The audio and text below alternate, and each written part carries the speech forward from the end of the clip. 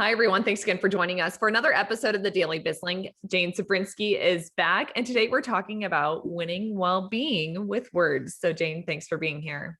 Good morning, Lindsay. Happy Thursday. Happy and happy Thursday. and happy July. We are halfway through the year. Unbelievable. Yes, time is flying by. That's for sure. Oh my gosh, isn't that the truth?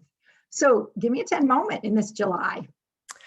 My 10 moment of the week. It was kind of bittersweet, but we had a formal send off, a going away party for one of our A to Z Bizling board members last night.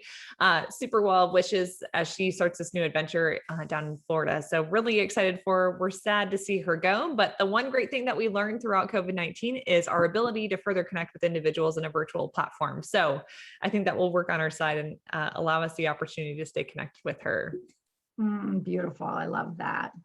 Well, today I thought we could talk about winning well-being and how it can just start with words. And I think this past year, we've certainly witnessed the power of words, the war on words, and how it played out in many ways. And so I just thought we could have a conversation about that and how we can really impact our well-being with words. Yeah, I think words, people don't necessarily understand or know the impact that they can have, not only on other people, but also on themselves. So, really excited to cover this conversation.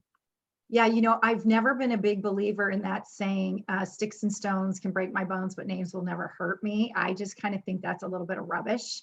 I understand the intent behind it, of course, but the truth is, words do make a significant impact, and they make the greatest impact on ourselves. And especially if we are using words that shame or blame, it starts to plant a seed within our beings that then starts to impact how we see ourselves and how we love ourselves. And it has the same ability when we use words against other people. Yeah, I completely agree. So, I think we've all heard that saying before. So, thinking through it in a different light and through a different lens, I think is really helpful. Well, there's a book out there called The Four Agreements, which many people might have seen. And it's four very simple agreements that can really help you, win your well-being and win your self-love. And the first agreement is to be impeccable with your word. And what I've really discovered is there's energy behind words, and they make a tremendous impact. And if we can start by just trying to practice keeping our words impeccable, which means really using energy by words of love and truth. And I know that can sound, very la and really wonderful, and yet can be very challenging. I certainly have, had my share of moments where I'm not super proud of my words. And I think what's important about it is that if we practice being impeccable with our word, it causes us to pause, and it causes us to really think about what we're going to say first. Because remember, words come from thoughts as well.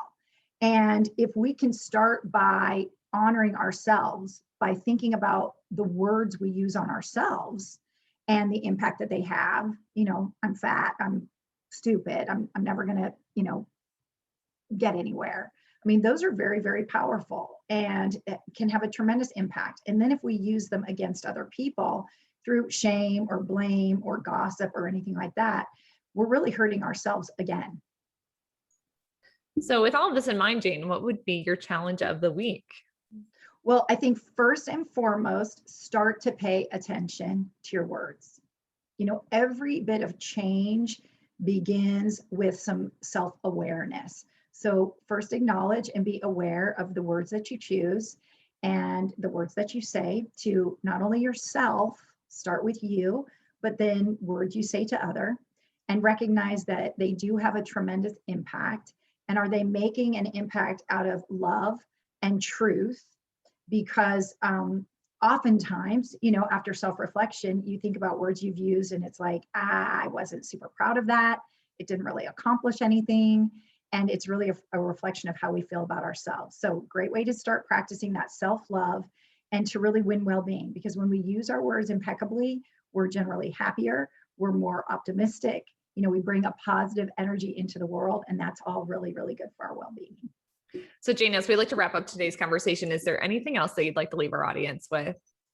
I just think, try to come from that place of truth and love, and trust that hard conversations and difficult conversations can be had without using destructive words. So just practice. And then if you fail or you fall short, don't shame or blame yourself, because it just keeps the cycle going.